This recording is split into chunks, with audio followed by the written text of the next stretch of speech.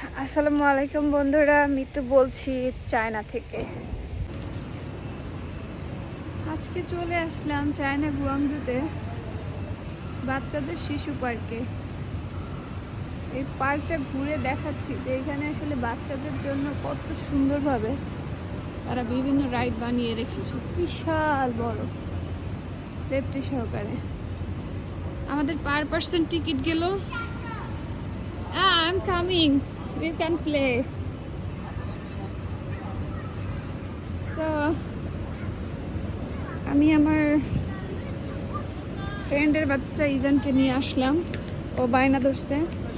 ও আবার আমাদের বাংলাদেশি ছেলেই বলা যায়, বাবা মা চাইনিজ, বাবা বাঙালি, তো বা কিছুটা বাংলা ভাষা পারে। ওর বায়না, ওকে নিয়ে আসা লাগবে। তো তারপর আসলাম আমিও। তারপর yes yes you can start.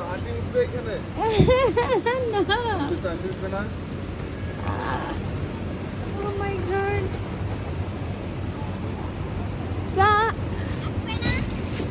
No no, তুমি তুমি খেলো, আমি দেখতেছি না।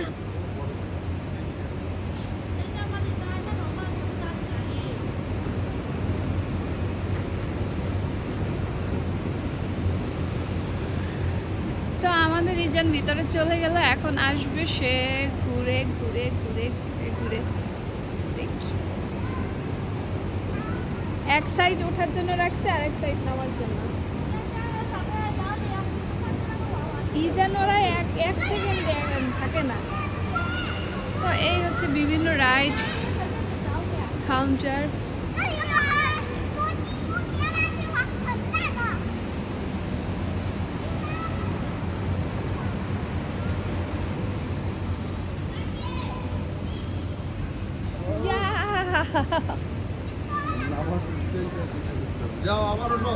আবার ওঠো, আমি ভিডিও করবো তোমাকে। যাও, যখন তুমি নামবে তখন আমাকে ডাক দিবে।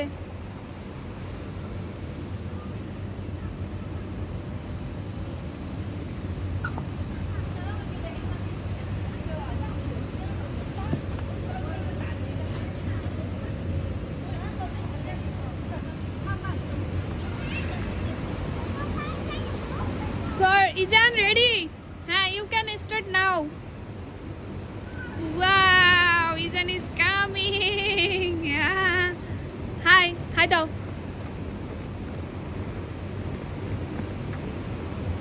সো তাকে নিয়ে আসলাম আজকে ঘোরার জন্য এখানে। তুমি খেলবে না?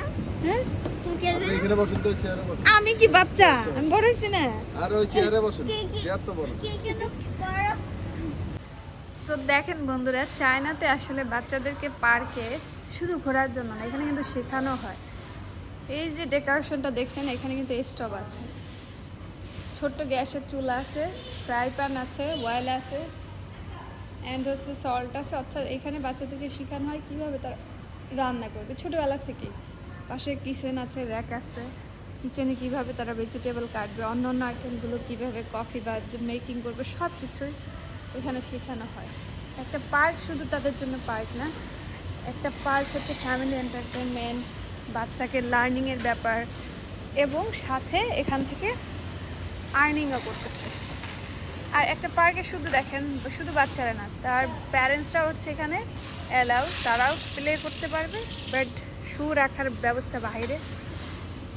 এই হচ্ছে চায়না, যারা আমাদের বাংলাদেশ থেকে মাত্র 2 ঘন্টা ডিস্টেন্সের দূরে থেকেও তাদের চিন্তা ভাবনা কতটা ব্যতিক্রম, কতটা সুন্দরভাবে সব কিছু প্রপারলি যে ইউজ করা যায়, সেটা আসলে এখানে আসলেই দেখা যায়। একটা দেশের অর্থনীতি এভাবেই গ্রো করে, আর মানুষ এখানে এসে স্বাচ্ছন্দ্য বোধ করে যে ফ্যামিলি প্যারেন্টসরা সেখানে বসে। সুন্দর। আর এটা আমি দেখাচ্ছি আপনাদের গুয়াংজু থেকে। এই যে দেখেন, বাচ্চা তার বেবিকে নিয়ে, তার মামও কিন্তু এখানে সুন্দরভাবে বসে আছে।